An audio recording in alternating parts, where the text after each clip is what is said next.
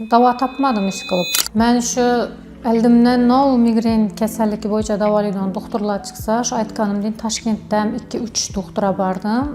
Bir də Xarəzmdən 3-4 mərtəbə barmağım yerim qamadı, davalanmağım, toçkam qamadı çıxıb banisalar, köp banisalara bardım. Heç birindən bir dava tapmadım iş qılıb. Taşkentə bardım. Taşkentdə botuliniya terapiya aldım kəlləmdən 2 mərtə.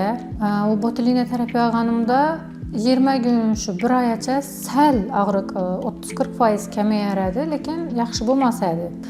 Lakin bir iş geyənimdən keyin dum yaxşı, geyin günümdən sezildi. Gözümə yaxdı gəlib, dum sezildi.